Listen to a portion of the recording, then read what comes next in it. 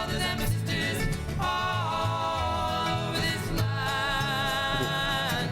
Ooh, if I had a bell. Hi, and good evening to everyone out there in TV land. My name is Moses Ross, and if you are watching this show right now, you are watching it live. We are at Willamette Falls Media Center, broadcasting live our show, Progressive Radio on TV. And I am pleased to be joined by my co-host, Sherry Meredith, and with your newly married name, and I always get it wrong. Yes, Meredith now. It is Meredith now. Yeah. Yes. Okay. Well, congratulations. Thanks. Being married and everything. That's so cool. And here we are, folks. It's 2020. It's not even first week into the new year, and we're almost at World War III, it seems like. There's a lot of things that have gone down in the last week that can really worry us, that are leading us into a track that we've been at before. It's shades of 2001 all over again. I remember very clearly the dogs of war blaring back in the early 2000s over the missiles of mass destruction, the weapons of mass destruction, and the Bush line doctrine over there in the Middle East. Oh, yes. And we've played this record before. And one could point to that one phrase that was coined back in 1996, 1997, Wag the Dog. Wagging the dog meaning being deciphered or interpreted as a president doing something meant to distract from their personal problems, from their political problems at home. And unfortunately, we have a repeat of that going on from what many people accused President Bill Clinton back in '97 when he authorized a military strike of cruise missiles against Osama bin Laden. They knew where Osama bin Laden was at the time, and he authorized a military strike against him. And it was right after the impeachment trial there in the House, and many accused him of the phrase "wag the dog," in other words, trying to distract the general public from the going-ons of the impeachment process and the problems that he was having politically.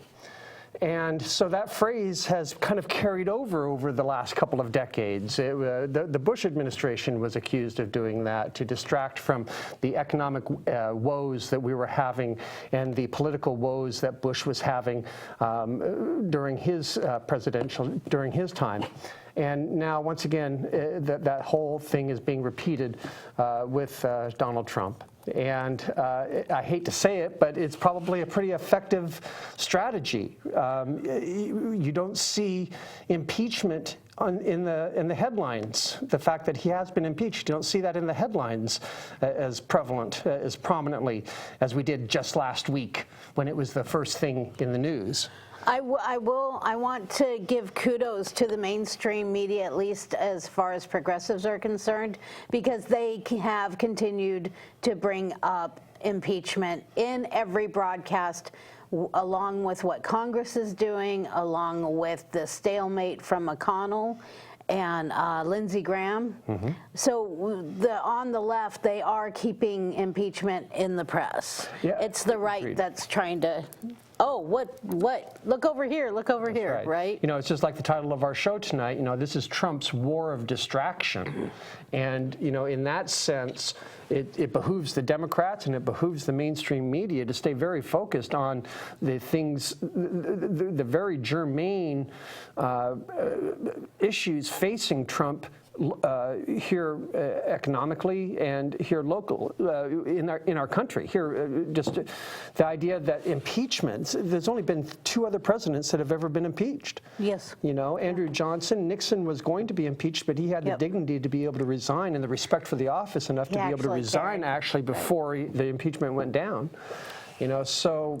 And don't get me wrong, Clinton, I think, cared, but I think that whole thing was a Republican fiasco. I think that was the Republicans just trying to throw their weight around, because yes, he lied to Congress, but really the initiation of that entire era was over a blowjob in the Oval. So Right. It doesn't All right, seem we like... now have a person sitting in the White House lying to us daily, committing crimes almost daily. And do the Republicans rise up and cry for impeachment? What is Lindsey Graham doing? Playing golf on Trump's golf courses that are probably going to be in bankrupt pretty soon. You know, what? Exactly. Where are we supposed to go? Well, you have Trump is doing what he is doing with the full cooperation of the leadership of the Republican Party, and unfortunately, that's what's troubling. And that is what is extremely troubling, the compromises that leadership has made towards their own personal integrity, their patriotism, their loyalty to the oath that they took as elected officials to be loyal to the Constitution of the United States. They're just pushing that all aside for the short-term gain of political power. Yeah. And it's just so darn unfortunate. And money. I mean, you know, there are clips out there that I've seen, Sherry, where they have Senator Lindsey Graham, who, you know, when Trump initially announced his run for president, he was one of the Republican detractors of Trump. Yes, he was. Stating the full reality of who Donald Trump is and what he would do potentially as president. And he was right. Everything pretty much that Lindsey Graham said in 2015 has come to pass. That's right. And Lindsey just sits there and lets it happen, That's right. And what is your ignores it. problem, sir? That's right. You used to be a respected Republican, even by Democrats. You were a respected Republican. You are no longer in that line, sir. Yeah, I agreed 100%, you know, and in this article I was reading, you know, they reminded me that you know, he used to be one of those groups of Republican senators that aligned with John McCain as far as an independent type of a Republican that would upheld the values of the Constitution, upheld the values of being of serving our country in the way that they do, and it's all kind of gone to the wayside now. I wouldn't put Lindsey Graham in the same frame as John McCain at all. Not now. Lindsey Graham actually, since the 90s, since the whole Clinton era fiasco Republican thing, Lindsey has gone back and forth on many issues. He's been wishy-washy through every election cycle. He tells you what he wants you to believe. Where I started having a tremendous amount of respect for him was at the tail end of the heightened Iraq conflict, where he actually started speaking truth. He actually started saying, this is not going the way it needs to go, and these are the changes we need to make. And it's not that I agreed with him, because I didn't agree with John McCain on a lot of things, but John McCain stood fast. He was the maverick, and that's what he did. That's what he said. This is how it's going to be.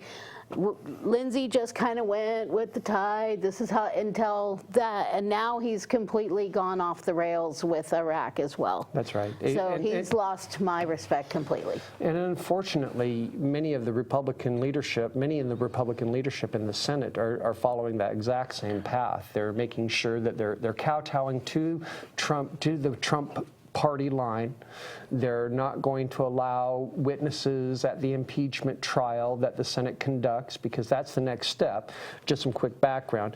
The House of Representatives under Democratic Party leadership and Nancy Pelosi went forward with the impeachment process, and they actually followed through and impeached Donald Trump. So no matter what, history will always note that Donald Trump is an impeached president, and for what that means. But now from the next step is that from the House of Representatives, it is then in turn presented to the Senate, and they actually are supposed to conduct an actual trial in the Senate over this impeachment process. Over the charges that were brought up that predicated the impeachment, that created the impeachment.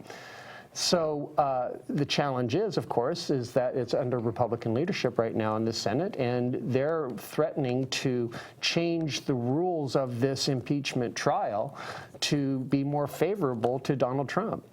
And that's not a trial. That's not a trial at all. What would be the word? It would just be a song and dance. It would just be. It's Wag the Dog. It's Wag the Dog. It really truly is. You know, doing one thing to distract from another. Exactly. And so, you know, right now, I really 100% agree with what Nancy Pelosi is doing. She's not presenting it to the Senate so they cannot go forward with the trial, because she knows it's her only point of leverage is retaining those impeachment articles and be able to then in turn negotiate with the Senate to be able to create the outline or the framework for a fair and honest trial in the Senate. That's what this all boils down to, is a fair and honest trial. Because if you know for a fact that if subpoenas are issued by the Senate towards people like John Bolton and some of those folks that were directly involved with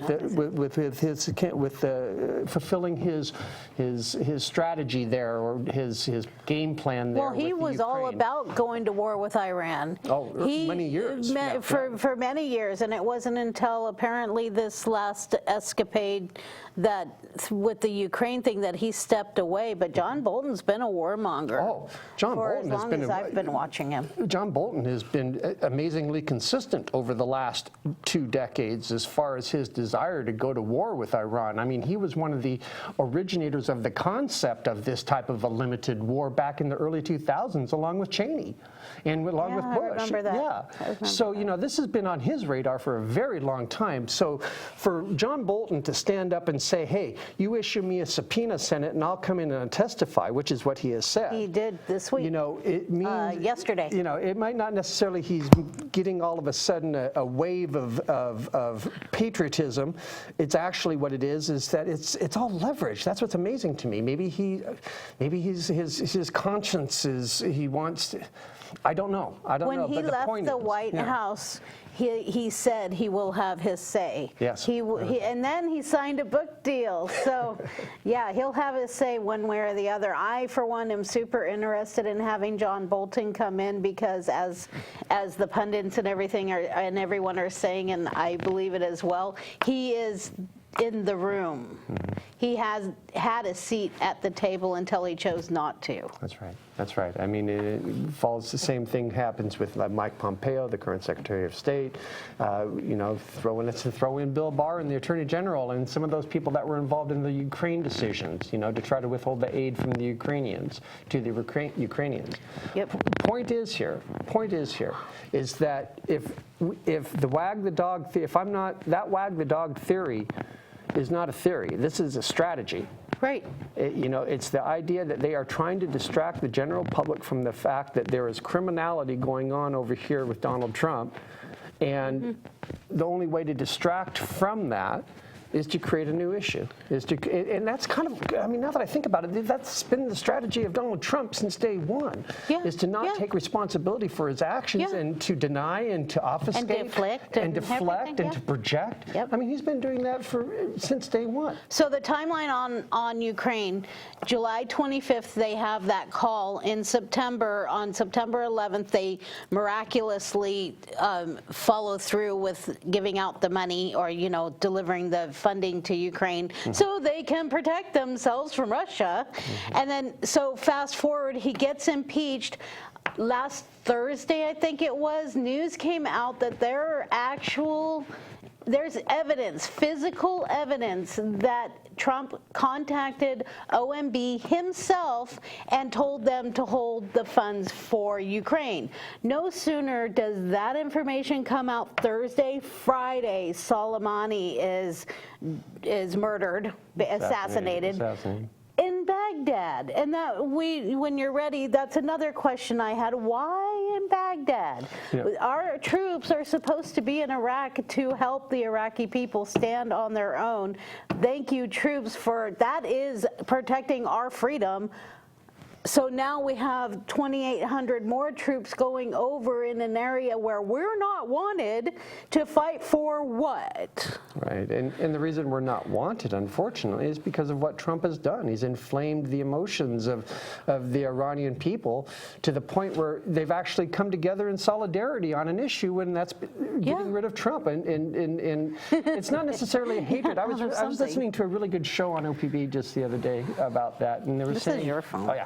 they were talking about how the Iranian people, many of them do not want war. I mean, they've had decades of war against the Iran-Iraq war back in the 80s, the Persian Gulf War into the 90s, Kuwait, the 2000s, the Bush wars in Iraq. You know, that affected Iran as well. They're right next door. They have the most largest common border with Iraq. So, you know, here you have a full generation of Iranian youngsters that are ready to move on beyond war. They just want peace. They just want what everybody wants, you know, to be able to live a good life. And here we have Trump and our leadership demagoguing this country for these grievances, when in actuality, you know, if you look at from the point of view of the people, this is not what they want. They're not animostic towards the United States. They have every right to.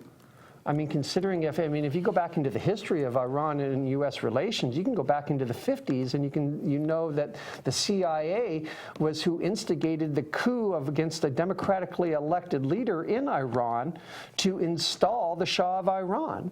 And then when the Shah of Iran was kicked out through the democratic process, through a popular uprising in the 1970s, or in 1980, 79, 78 to 80, Khomeini came into power.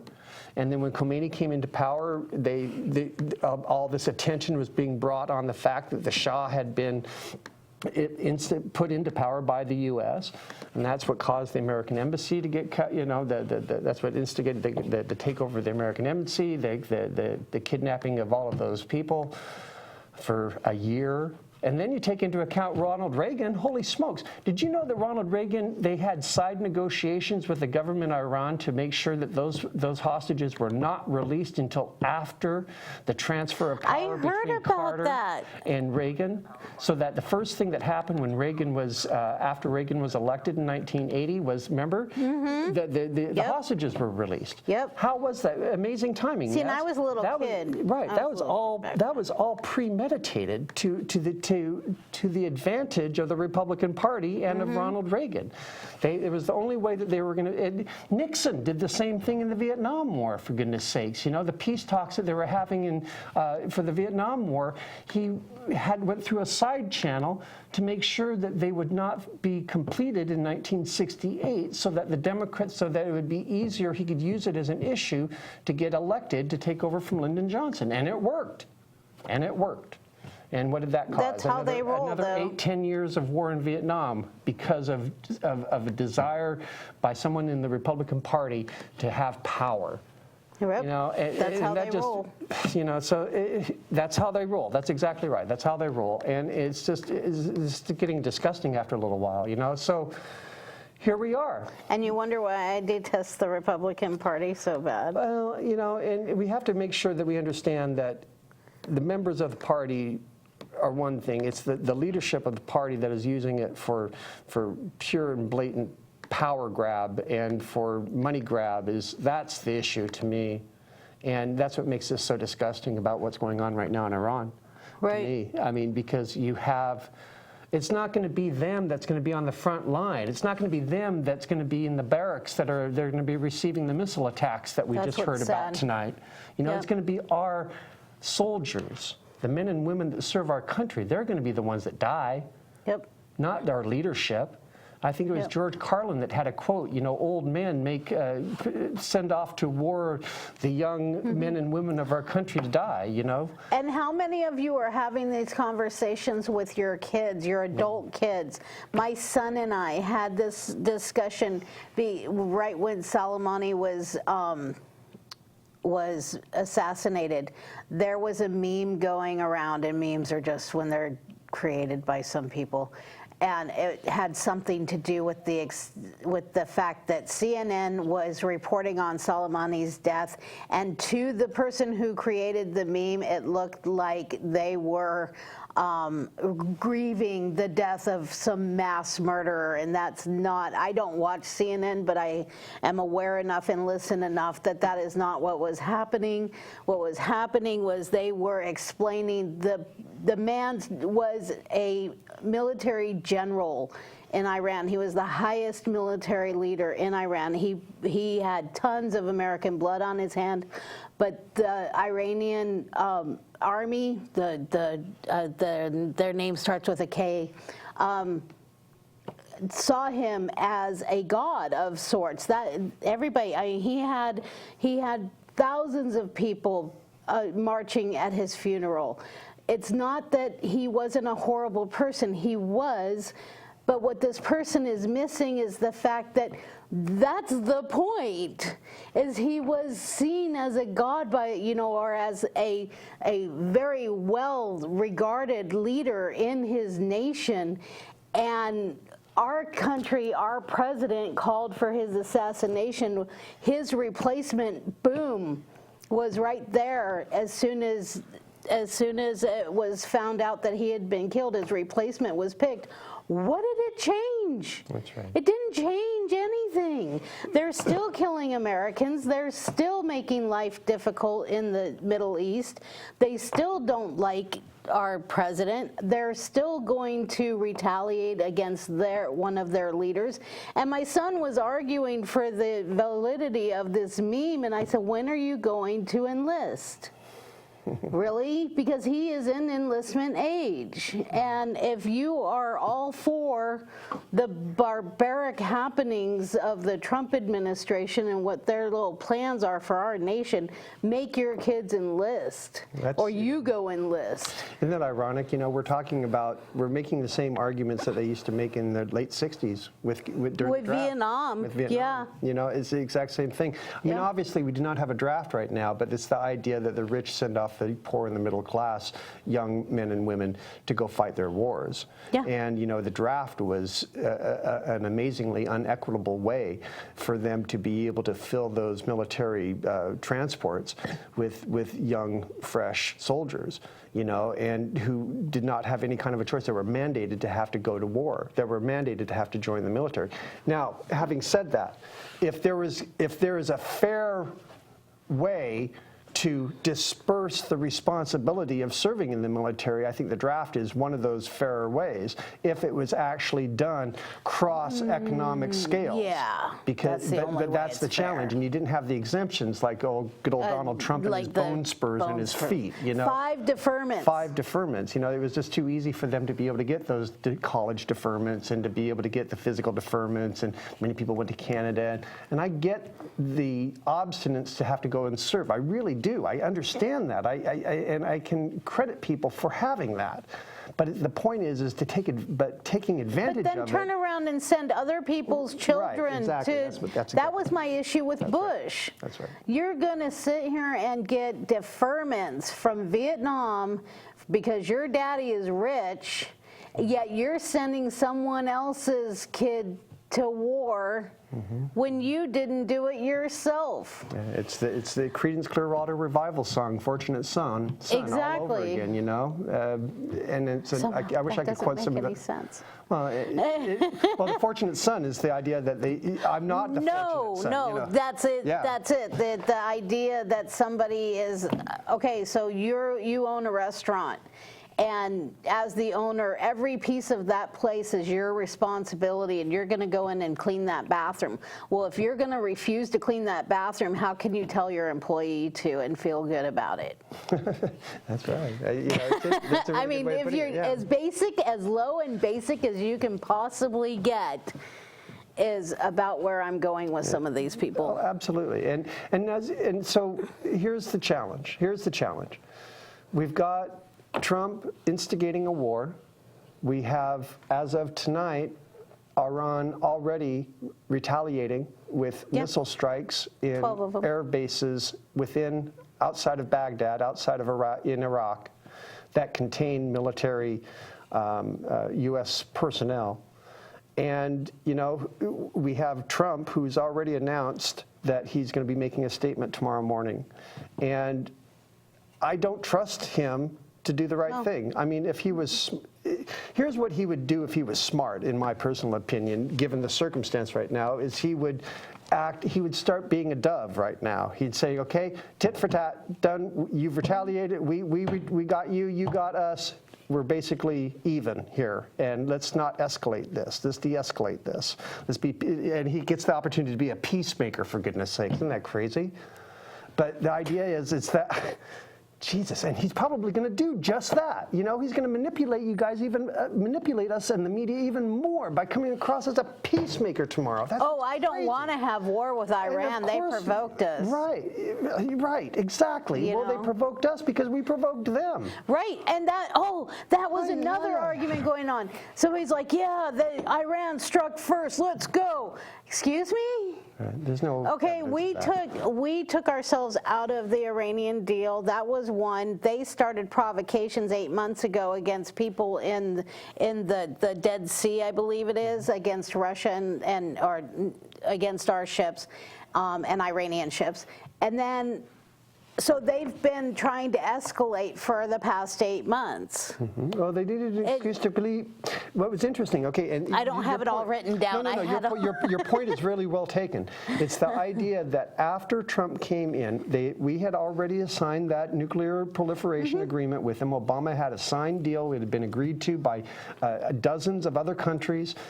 Iran had agreed to it. They were not going to create any more uranium, nuclear-grade uranium, and everything was cool. Trump didn't like it because Obama had done it, pure and simple. And so he had been starting to take steps to pull out of that agreement. And so for many months, for those 8 months, Iran, they were instigating things here and there, but they never really violated that agreement until recently, because of Trump's instigations and him trying to, poke the bear, if you will. He had been for the past few months. Right. Every time you turned around, it was Iran this and Iran that, Iran that. It was the enemy of the day, And so it was like I was telling Sherry before the show. The Soleimani had been invited to Baghdad, to Iraq, from Iran, to help negotiate some treaties or to help negotiate some pacts between the countries, non-aggression pacts. Point is, he was there under the invitation of the Iraqi government. And because of the U.S. involvement in the Iraqi government, the U.S. knew where Soleimani was going to be, and that's where the drone strike that assassinated the guy occurred, was right in Baghdad. Was in Iraq. And that's horrible. So in other words, they violated two sovereign nations. They violated two sovereign nations, both Iran and Iraq's, with a drone strike. We did. Yeah, I don't know who they is. It's us. We did. It's us. It's not Republicans or Democrats in this, guys. It's the United States. It's our president telling our military what to do. And representing the United States of America. And it's unfortunate because he's violating all the war powers agreements. He's violating the trust that presidents and the co-equal branches of government concept. I mean, if we don't have that, what do we have? Oh, and then the threatening secret site, or the sacred sites, 52 traditional museums Those are and war sacred crimes. sites. That's right. He backed right off as soon as somebody has half a brain in the White House pointed it out to him. Sir, you can't do that. But how many with half a brain have left? Right. There's lists on. I think we're up to like 68, 69. Oh, and then in the past 7 days, 5 people from the upper echelons of the Pentagon have resigned. That's right. And so here we are. We have a situation where people are resigning or refusing to follow through on his orders, on the principle of our Constitution and our values as a country, and the pacts that we have created with others, the non-aggression pacts that we have created with others, our violation of those. And so they're gone. They're resigning in disgust. Who's going to take their place? You know, it's like, for instance, right now we have acting directors of Everybody's acting. many departments, so many of our departments. Acting you know? like a fool. Well, even some of his acting appointees are telling him, "I'm sorry, but one, there was no provocation from Iran," right? If you saw that earlier, the acting deputy Homeland Security person, and some of his appointees, like the woman who testified, in the House, the Irish lady. I remember who you're talking about. Hunt, I think is her last She name. did a really good job. She had a great accent. She did. But she was did wonderful. I remember who you're speaking But about. she's a Trump appointee. Right. But she was also a lifelong. Most of them were. There may have been Trump appointees, but they were also lifelong state career employees. They were career diplomats, and so they had their work transcended presidential or political parties. They were working in the best interest of our country, and so, you know, on principle alone, you know, they're not going to follow the orders of something that is not in the best interest of our country. You know, and so. You know, you got to give them credit. It's like a lot of these military folks that are resigning right now, you know, from the Pentagon. They're doing it because they know that that is not what our country represents. That's not what we're supposed to do as the largest power in the world. You know, you don't just go and assassinate people. You're not. You don't. Other presidents have done that, yes, and this is another thing that gets pointed out. Other presidents have done, yes, but they've gone through Congress. Eventually. He didn't even do that. That's right. He didn't even, you're absolutely right. He didn't consult with the so-called Gang of Eight, the senators in the House, and the representatives in the House that represent the leadership in both of those houses. So. But by golly, you know, he was bragging about it down at Mar-a-Lago to the guests down there that something big was going to be happening in the next 24 to 48 hours. It just, the audacity. And Eric Trump on Twitter. Oh, the audacity and the arrogance of our president as far as how the role that he thinks he plays, the role that just his disregard for these common our traditions, our traditions, our standards. So it's been really challenging, and so it was really interesting. I want to get back around to the topic that tonight's topic, but I do want to also mention we are live tonight on Tuesday, January 7th. You're very welcome to give us a call if you'd like to express your opinion on the Trump impeachment, the beginning of the beating of the war drums that are occurring right now in Iran, wagging the dog, and this whole Trump distraction process that this is happening right now. If you want to talk about it, please give us a call at 503-650-0198, and we'll get you on air and you can express your opinion. This is how old I am. I kept thinking Hill in my head, and the first name that kept coming to mind was Anita Hill, and I was like, no, it wasn't her. It was Fiona. Fiona Hill is a rock star. She's my hero. Right. I remember those. I remember that Anita Hill hearing. That was an interesting time. Well, that's crazy about how Biden is staying in the lead, right? Is because he was throughout that whole Anita Hill debacle not making very good decisions. Well, that was definitely another time. I don't want to be a defender of any of those people that dogged on Anita Hill at the time, because what were we talking, 2000? Anita Hill was 1996, 98, something like that. Boy, we just had different... we lived in a different place. It was a different era back then. I mean, you know, it's like watching movies from the 60s and how women were treated back then versus what was socially accepted, and how we talk to others or how we treat others versus how we do it now. Right, like back then, a woman couldn't own her own home. A woman couldn't have her own bank account or her own credit cards. That's just crazy. I remember my grandparents, my grandpa's name was on all of the credit cards and stuff, I mean, and what was accepted back then and what was permissible back then, now we look back and we think, how could we have allowed that to occur? You know, but unfortunately, that's how it was. And at least Biden has changed, at least When presented with an opportunity to change your negative behavior, to change behavior that you know is wrong, and to actually change it, speaks volumes about someone. That means that they have actually thought about it and they realize the error of their previous attitude. And I would agree, but has he? I would like to think so. I think much more so than Trump has, that's for sure. Right. And I'm not necessarily willing That's to give... apples and oranges. Yeah, it is. He actually has some class, right? Right. Trump has nothing. I'll give, okay, so, with Joe Biden, okay, so he had that one situation, or not situation, that one time or that one episode where, 25 years ago, he did not live up to the standards of 2020.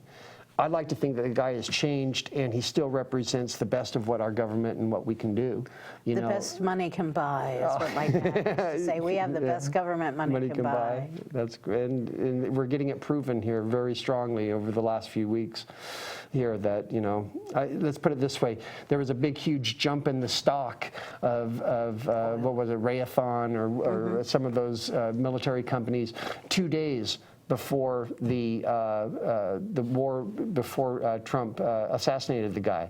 You can't tell me that someone had some insider knowledge about what was going to be going down and bought a whole bunch of stock beforehand. I mean, there's just the money, the warmongers, the money-hungry, grubbing, capitalists are out there wanting to be able to make money off of war, and they do. I mean, at what cost, though? Is it really profitable?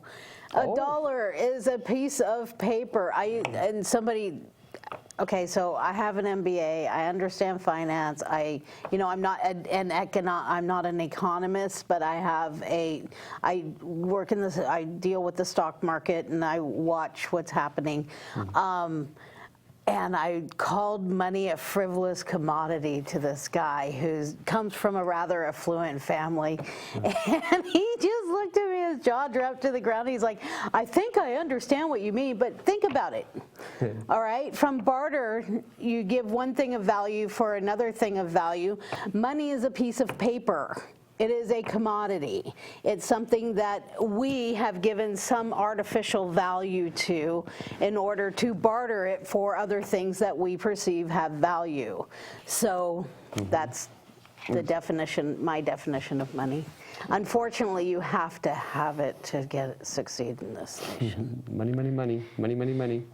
I think, the challenge for us as individuals is to be able to stay focused on those values that we hold dear to us, that we live by, and to not feel or act corrupted by the negative influences of money and, the money being the root of all evil, that old adage. Greed. Greed, I money, believe greed is the root of all evil, not necessarily money. I would agree with that. Because we have so many billionaire philanthropists in this world, not this nation necessarily, we only probably have 5-ish, but around the world, there are so many billionaire philanthropists that are out helping people and doing good things that I don't necessarily think that it's money that's the root of all evil, it's greed. I would have to agree with you on that. I think, that needs let's to put it this way, change. back in the 50s, back when we were establishing a strong middle class because we would actually tax the rich at rates that 92%. at rates that would actually reflect the amount of money and profit that they were actually making. And they would actually have to put in their fair share into the common pool of promoting our communities and helping our communities. And now it's dropped down to what, 28%? 28%, and that's for those who do pay taxes. That's right. Not all do. Amazon. We're talking Amazon, $18 billion and 0 taxes. AT&T, GE, a few other ones. There's a list of 21 different companies that did not pay taxes this last fiscal season because directly as a result of the Trump tax cuts. That's right. That did not help the middle class. At all. That's one of the appeals to me, at least as far as Elizabeth Warren and her 2 cents on billionaire tax. I think that is just an amazingly good idea because it's at a level where it doesn't kick in until, what is it, like your first billion or your first 10 billion in earnings, and then after that it taxes 2 cents on every dollar that you make beyond that. And with that money, it's a proven fact she's got in her plan. The fact that she can pay, we as a country, by implementing just that one tax, would be able to pay for child care for all children, would be able to take care of all preschool needs for all children, would be able to take care of all these societal needs that are glaring and painful right now by a simple tax on people that can afford it. I don't understand why there's any resistance to that kind of a concept, except for perhaps what you're talking about, greed, pure and simple. Yeah, they don't want to actually have to. They don't want to have that many tax. They want more money, and that's just obscene to me, because it used to be the obligation, the responsibility, the shared responsibility. It used to be you would gladly accept the responsibility of being able to pay a little bit more to contribute back to the society's, the growth of society as a whole. Thank you. Right? Thank you. If I remember correctly, before I think it was Nixon took office, and I could be wrong on the people, but I'm right in the area. I think it's before Nixon took office, maybe Kennedy.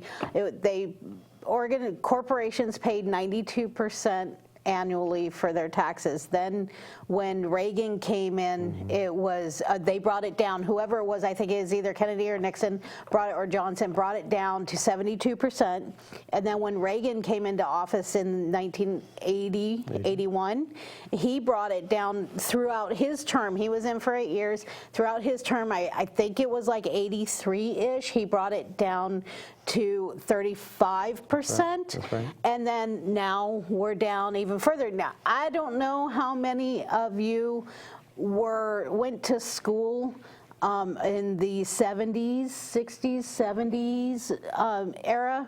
But you had paper, you had pencils, you had books, everything that you needed. All your parents really had to buy for your school was maybe a backpack, clothes, and some of the other stuff that you might need, color crayons and stuff like that for your school. I remember going to school. My list for school supplies was like this. There was like tissue. Right. Okay? Everything else the school was able to supply their teachers and their students for the benefit of their education so they could be productive citizens when they graduated high school. And in turn be able to contribute back to the same country that contributed to get them to the point where they could advance and contribute back. Now, I know you've had a child. I've had 3, and my kids through school in the early 2000s, late 90s, early 2000s, we had $300 a year just in school supplies. And I had 3 kids all in school at the same time. $100 per kid, just school supplies. And that was just to get them started. That wasn't what we had to do throughout the year. And then you add in pay to play, because now everybody gets to play. And I have my own arguments with pay to play. And anyway, so you have pay to play. So now parents are stuck with that, plus the increase in cost in food for student lunches, and our society's just... that is just crazy to me. You know, I was reading about how lately people have been paying off the debts of students, the school lunch debt for students at elementary schools, so that they won't so that they can still receive their lunch, so they don't have to deal with that debt. So the school doesn't shame them. So the school does not shame them. There's been many examples Schools of them. are shaming our children. Right. I mean, for not being able to afford their lunch. Exactly. Is it the school that's greedy or the purchasing people? I don't know where that comes from. I really don't either. You know, I think it's kind of a culmination of years of changing the responsibility of feeding the children in school, the students, from the school to the parent. You know, it used to be that you would just go get lunch, and now you have to make sure that you have money in your account. You've got to be able to pay for it, to get that hamburger, to get that piece of pizza. Well, to be fair, we always took our lunch. But when I was in 4th grade, I lived in Rock Creek, which is, for people not around here, it's over in Southwest. And we got lunch. We didn't have to pay for it. We just got lunch. Well, see, and that's the thing. I think that, warm you know, lunch every day. if billionaires out there want to really make a difference, yeah, sure. Or if individuals want to go out there and make a difference and pay off this school lunch debt for these students at individual schools, hey, more power to you. But my point is that it's systemic of an overall much larger problem of how we have started to how we have devalued the quality education for the almighty dollar. Yep. The quality education of our children is an investment in our futures, in the country's future. And then they complain about people on welfare. Oh, the hypocrisy just astounds me. And let's bring this back all full circle here, folks. Wagging the dog, distractions meant to distract us from the real problem here. And the real problem is things that we're talking, the money not being in the right people's hands, the money being in the hands of stockholders and billionaires and getting tax breaks and making obscene amounts of money, while there are children starving and being shamed. 1 in 4. Being shamed in school for not having enough money to be able to pay for their stupid lunch. That is just obscene in my eyes. Yep. And so, what do we have to do here as citizens? What do we have to do? I'll tell you what we have to do. It's 2020. You need to go out there and register to vote. You need to go out there and get your friends to go out and register to vote. We need to repudiate this conservative, this Trumponian point of view, political point of view. But Trump epitomizes it. Trump is the perfect. He really does. He's the perfect really symbol does. for the That's greed true. and avarice that is out there right now. That is dictating how we deal with our local, with our citizens of our country, and it's sickening. And so the only way that we can correct it is by voting those people out and putting in people that will commit to doing it, that will commit to staying focused on us as citizens, Yep. And so we've got presidential campaigns coming into town. We've got local elections that are coming up. We're fortunate here in Oregon because we have a somewhat we are a blue state. Yeah.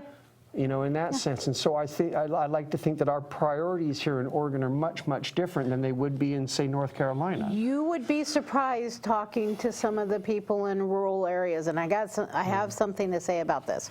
When I was growing up, we had the paper and the pencils, and people actually paid taxes for student education. And yes, public education isn't as great as maybe private education is, where you're paying top dollar for Yale graduate teachers or whatever, but it's still a good education. And you hear graduation standards maybe being lowered, or kids, not as many children are graduating high school as you believe should be, or maybe only 80% graduation rate when we really should be at 95. Choking the system does not help, okay? You can argue about it all day long. Get mad that we only have an 80% graduation rate. Awesome, do that. Go to the people who can help change it. Go to your senators, go to your school districts, go to your superintendents. Don't choke the system that's trying to help us have a future as a nation. Yeah, I used to hear, oh, Johnny graduated high school, he got, not Johnny, name off, that's what they used, was Johnny graduated high school and he can't read, so why are we paying so much money? That's one child out of thousands, okay? And maybe this kid had a learning deficiency. So address it. You had special ed classes, okay? And that was one. And two, socialism. We live in a moderately socialistic society already. 11% of our federal budget goes to people on welfare. Yes, a small segment of our socialistic society abuses the system. They do on disability, Social Security.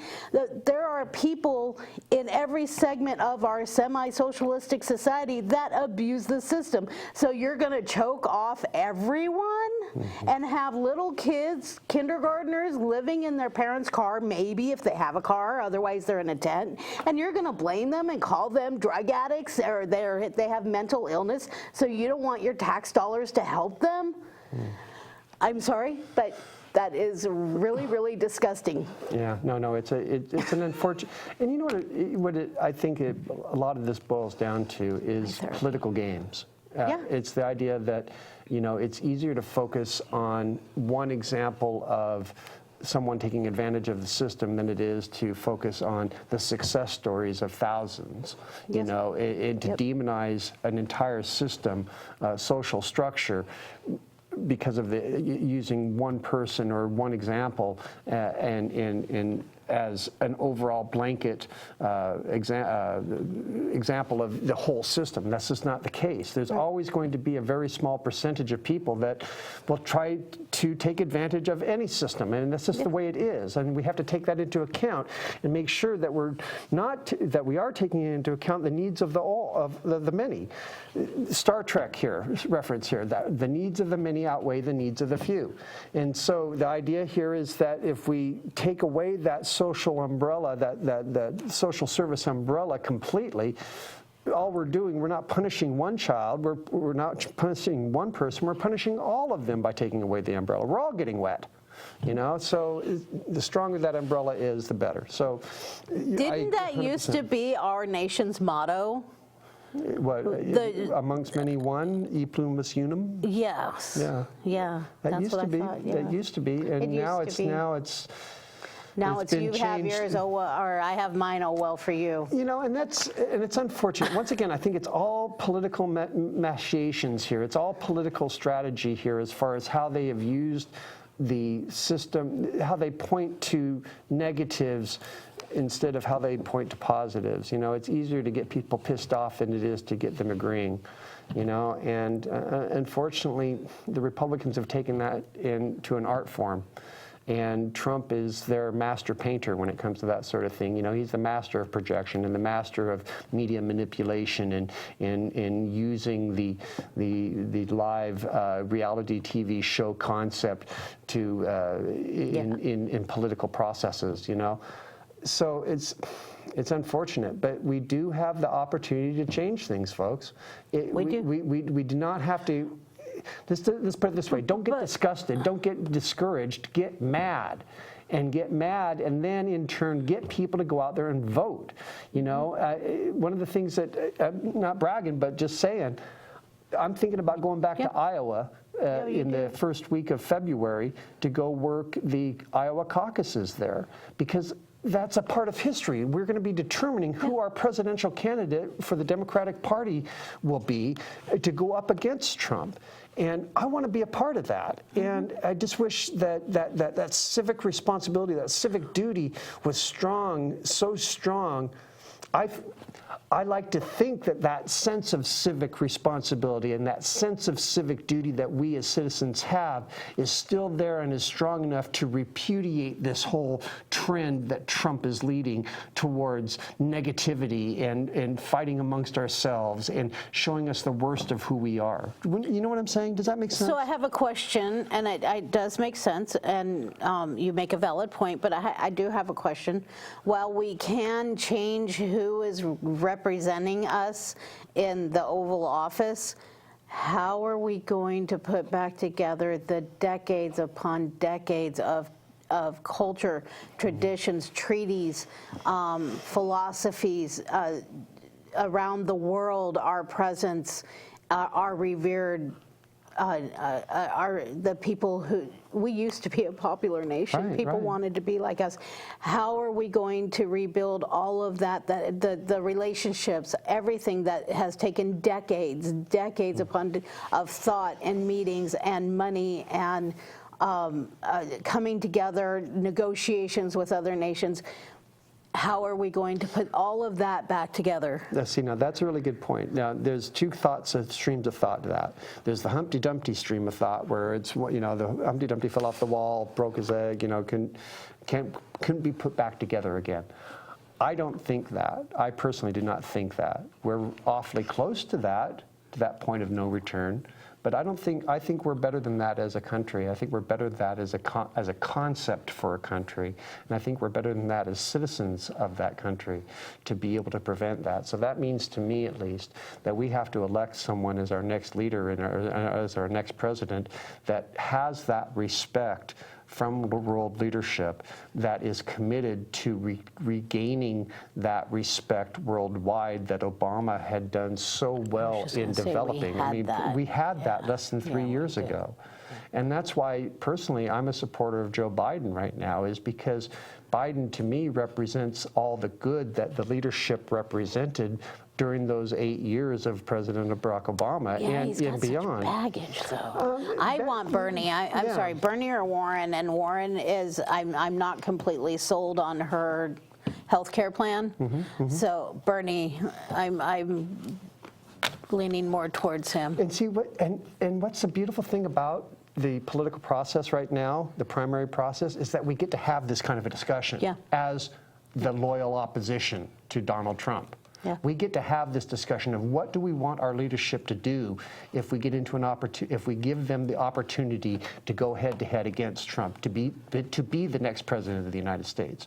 Do we want to go for full, complete systemic change, the big huge vision of Elizabeth Warren, right? Or do we have to slowly rebuild it back up to where it was so that we are better prepared to take on that change? I tend to be in that camp. You tend to be in that other camp. And I think Bernie's the middle. I think Bernie's the middle. That's funny. I always thought Warren was the middle.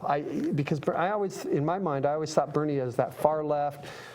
Joe's kind of more in the more of the middle, liberal middle of the road. I kind of saw Warren kind of in the middle between Bernie and Joe. Let's say Amy Klobuchar and Pete Buttigieg, you know, they're probably closer to Biden on that scale. You know, if here's the center. In between those two, I like Amy better. Yeah. I did like Buttigieg, like Amy too. I like he's really, he's rubbing me the wrong way a little bit. I did like him. My mother loves Pete Buttigieg. She thinks that he is the bee's knees. And I was actually able to get her a big placard of Pete 2020. Nice. And I framed it for her, and she has it in her room now. So, Mom, if you're watching, love you. I really do. And so, yeah, Pete, he's the man. I got to get her involved. I got to get her talking about him. But point is, folks, have this discussion. Have this discussion with your fellow Democrats and your fellow progressives. What do you want? Who do you want representing you? What vision do you want of our country? What, you know? And then get behind that candidate. Really? Well, and if you know people who are on the right or Republican, I'm sorry, but at this point, Republican and right wing are two different things to me. Republicans, we still have some we can save. The right wing, I'm kind of like, forget it, okay, you guys go over there. If you have some friends who are moderate, right-leaning, talk to them. Yeah. That's all we can do at this point, folks, because, you know, unfortunately, in the larger picture of things, it's kind of out of our hands beyond being able to call our legislators and tell them that we disagree with what's going on with Trump's actions, you know. We've only got a couple minutes left on the show, so I did want to kind of wrap things up. Keep the faith, most importantly, folks. If you're a progressive Democrat out there, just keep the faith and start talking to people. Get angry. This is an election year. This is the year that it's going to that we can do it. And so we have to be ready for it and be dedicated to doing it. So we'll see what happens, huh? Yeah, we'll see what happens. I'm as guilty as anybody for the Facebook arguments, but really it's not worth it. I'm going to make a solid effort this year to get up, get out, and I'm for Bernie now. So I'll go campaign for Bernie. I think that's awesome. And you know, if you're behind Bernie, get out there and do something. If you're behind Joe, get out there and do something about it. Tell people about it. Nothing against Biden. He just has too much. Against Bernie. He's got too much baggage. We'll leave that one for another day. We'll leave that one for another day. Thanks for the therapy. And do keep in mind, folks, next month, our February show, I'm going to have Clackamas County Chair Jim Bernard and Clackamas County Commissioner Ken Humbertson on the show.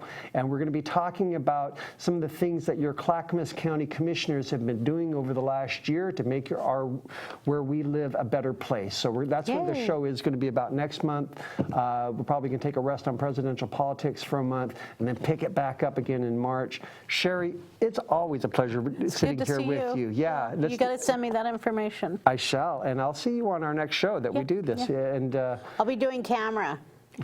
And folks, if you and please join us. And as I say, just keep the faith and don't lose faith.